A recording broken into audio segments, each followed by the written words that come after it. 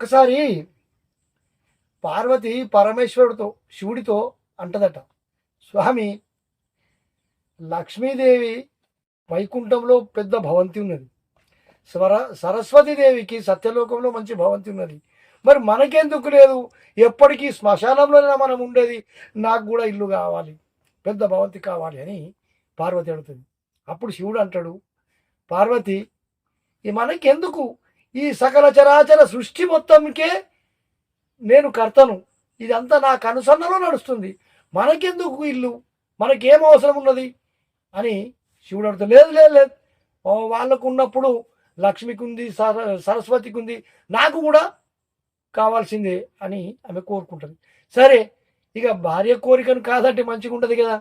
శివుడు ఇక భార్య మాట విని పెద్దది, చాలా అందమైనటువంటి భవంతి నిర్మిస్తాడు, గొప్పగా నిర్మించిండు, అంతం ఓకే అయిపోయింది. ఇక అది దానికి గృహప్రవేశం చేయాలి కదా, దానికి వాస్తు శాంతి చేయించాలి కదా, దాంట్లో యాగం చేయించాలా.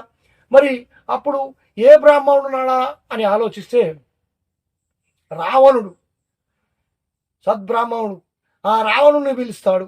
పిలిచి ఆ వాస్తుశాంతి, ఆ గృహ ప్రవేశం యొక్క పూజలు అన్నీ అతని చేత చేయిస్తాడు. రావణుడు అన్ని కార్యక్రమాలు ముగించేస్తాడు. ఈ యాగం అయిపోయింది, పూజ అయిపోయింది, మొత్తం అయిపోయింది.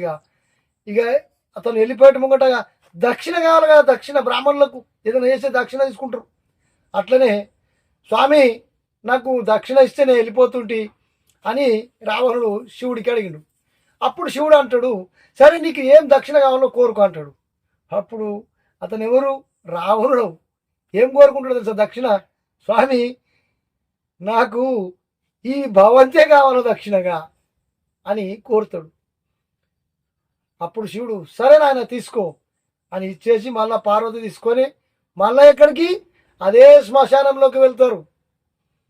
అర్థమైందా? దీని ఉద్దేశం ఏంటంటే ప్రతి ఒక్కళ్ళము మనము కూడా ఎన్ని భవంతులు నిర్మించినా, ఎంత కోట్లు సంపాదించినా, ఎంత అలగము బలగం ఎన్ని ఉన్నా చివరికి చేరుకోవాల్సింది ఎక్కడికి?